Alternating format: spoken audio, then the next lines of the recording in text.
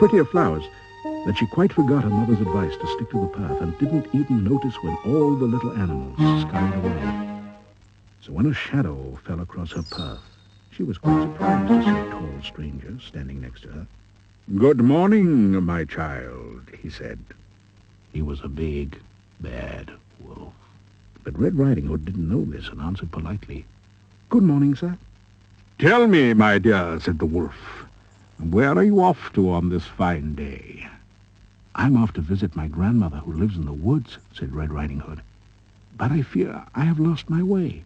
"And what do you have in your basket?" inquired the wolf. "Oh, freshly baked cakes and bread for grandmother," said Red Riding Hood. "And your grandmother, does she live alone?" asked the wolf. "Oh, yes, quite alone," said the little girl. The wolf looked at the basket and licked his lips, for he was very hungry. But he thought, if I can wait a while, I might make an even better meal. So he said, "Well, now, allow me to lead you back to the path so that you can continue on your way." "Thank you," said Red Riding Hood, as he led her back to the path. "Now, does your grandmother live far from here?" asked the wolf. "Not very far," said Red Riding Hood. "In the little cottage by the old mill, and she keeps the door on the latch so that I can easily enter." "Oh, splendid, splendid," cried the wolf, licking his lips and swishing his tail.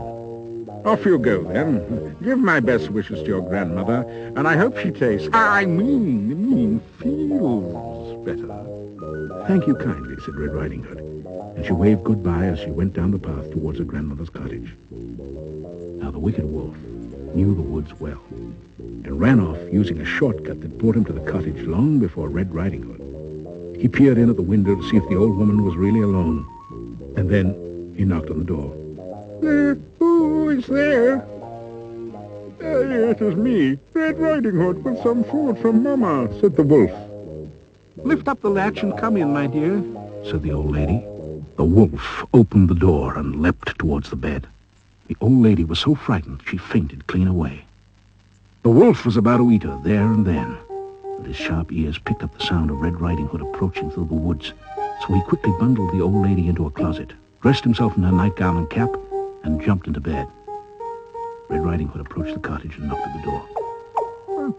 "Who is there?" cried the wolf, pretending to be the old lady.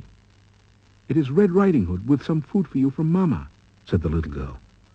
"Lift up the latch and come in," said the wolf, snuggling down under the bedclothes.